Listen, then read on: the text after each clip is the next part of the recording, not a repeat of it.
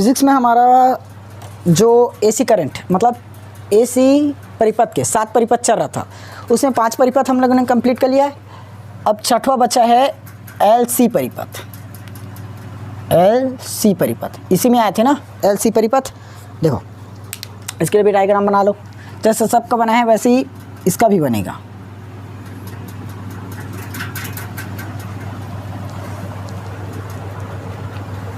अरे यार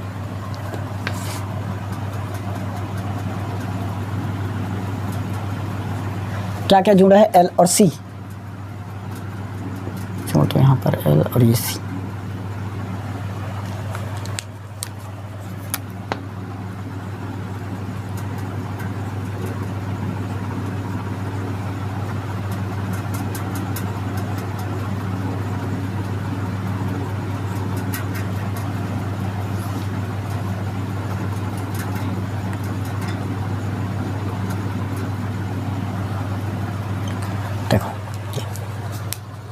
सेम जैसे पहले प्रोसेस जितना भी अभी किए हैं ना, पूरे का पूरा सेम बनेगा। इस पर भी क्या करोगे, देखो थ्योरी तो हमें सब में लिखनी पड़ेगी, इसमें भी थ्योरी लिखोगे। क्या लिखोगे, माना प्रत्यावर्ती धारा स्रोत के साथ क्या जुड़ा है, एक प्रेरक कुंडली एल और एक संधारित्र सी।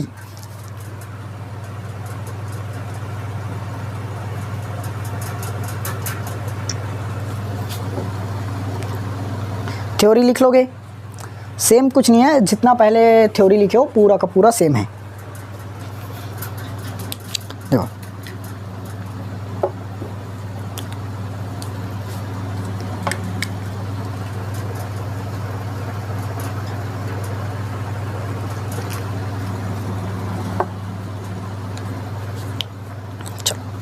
देखो थ्योरी, माना प्रत्यावर्ती धारा स्रोत के साथ एक प्रेरक कुंडली एल संधारित्र सी श्रेणी क्रम में जुड़े हुए हैं।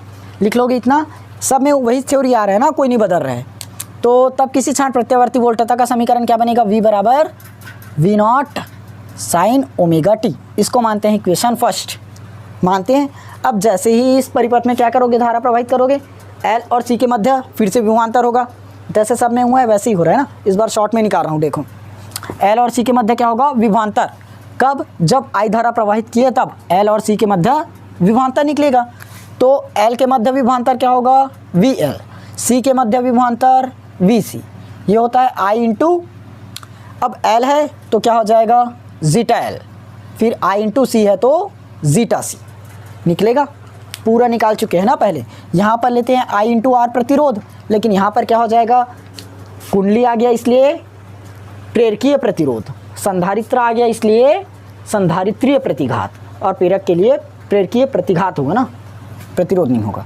ये इक्वेशन सेकंड और ये थर्ड। अब निकालते हैं इसका निष्कर्ष, जैसे सब में निकाले हैं। 2 ही निष्कर्ष निकलेगा इस पर भी। देखो एल परिपथ में, एल परिपथ में धारा वोल्टता से, धारा वोल्टता से क्या होता है, एल परिपथ में धारा वोल्टता से π/2 90 डिग्री पश्चगामी, पश्चगामी। और वैसे ही सी परिपथ में धारा वोल्टता से π/2 90 डिग्री अग्रगामी होगा। एल परिपथ में पश्चगामी, आर परिपथ में सी परिपथ में अग्रगामी होगा। तो फिर से इसके लिए ग्राफ बना देते हैं। इसका ग्राफ सरल है ना, देखो कला आरेख, कला आरेख। ये लाइन तिरछा हो गया।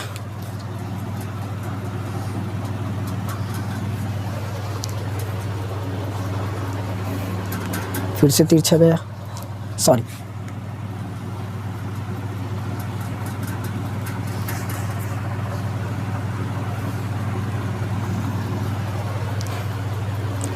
ये देखो क्या बोला गया है, यहाँ से हमें धारा तो प्रवाहित करना पड़ेगा। ये हो गया धारा। अब जैसे आर परिपथ में धारा वोल्टता दोनों क्या था, समान कला में।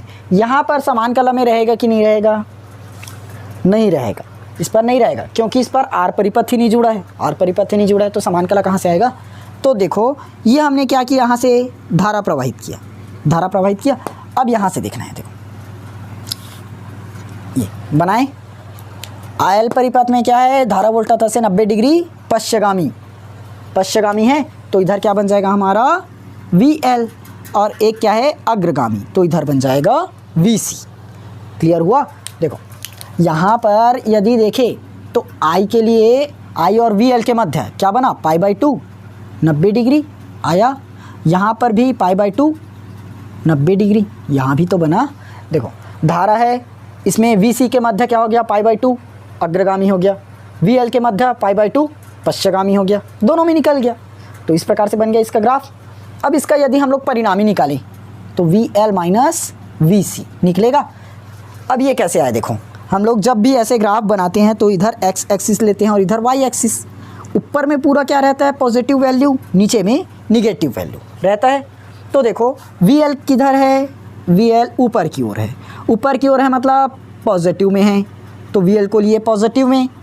फिर VC किधर है, नीचे में, और नीचे में क्या आता है, पूरा वैल्यू निगेटिव में आता है, तो VC को किस में लिए, निगेटिव में। क्लियर हुआ।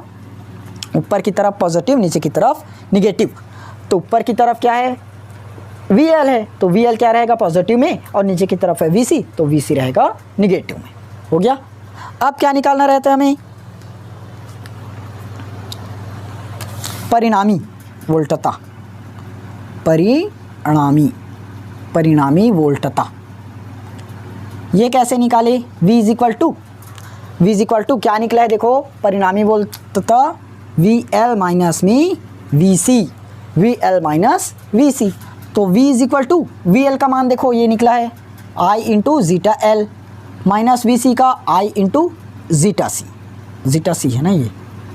तो दोनों में से हम I को कॉमन कर दें क्या, I कॉमन, क्या बचा, जीटा L माइनस में जीटा C बच गया, और ये क्या है V। अब चूंकि हम लोग जानते हैं जीटा L बराबर होता है ओमेगा L, जीटा C बराबर होता है 1/ओमेगा C। ये पूरा वैल्यू है, इस वैल्यू को यहाँ पुट कर दो, तो फाइनली V इक्वल टू क्या बचा, I जीटा L की जगह ओमेगा L माइनस 1/ओमेगा C। ये लो निकल गया हमारा परिणामी वोल्टता निकला। अब यहीं से हम लोग ये कर देते हैं, V/I कर दूँ, V/I को प्रक्षांतर कर दिए, नीचे में आ गया, क्या बचा, ओमेगा L माइनस 1/ओमेगा C। अब ये तो जानते हैं V/I बराबर क्या है, R, V/I बराबर R लिखते हैं। तो R क्या रहता है हमारा, प्रतिरोध। लेकिन ये बात बताओ, यहाँ पर प्रेरक कुंडली है और संधारित्र C है, तो प्रेरक कुंडली और संधारित्र के द्वारा प्रत्यावर्ती धारा के मार्ग में रुकावट डला है, तो प्रतिबाधा होगा कि प्रतिरोध होगा।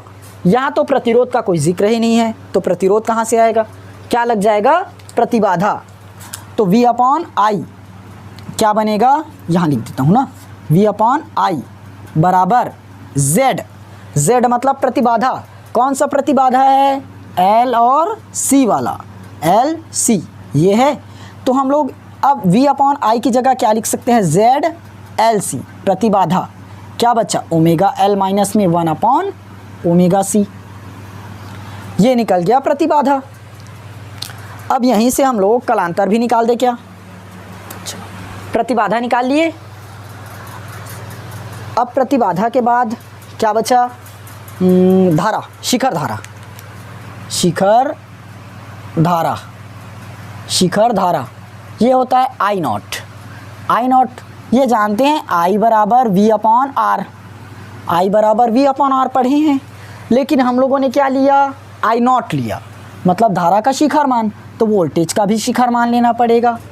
R क्या चीज़ है, प्रतिरोध, तो यहाँ पर प्रतिरोध की जगह क्या लेना पड़ेगा, प्रतिबाधा, ZLC, क्योंकि इस बार प्रेरक कुंडली और संधारित्र आया, इसलिए प्रतिबाधा लेना पड़ा। फिर से वैल्यू पुट करो, I0, V0, ZLC का मान ओमेगा L माइनस 1/ओमेगा C। ये निकल गया हमारा शिखर धारा।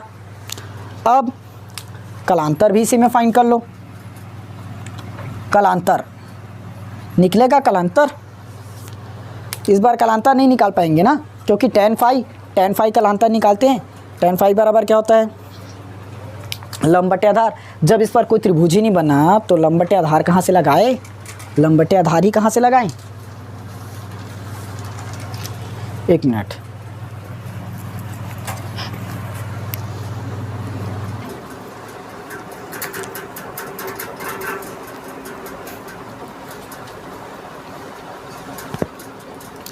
अब इस पर अनुनाद निकाल लो। अनुनाद की स्थिति देखो,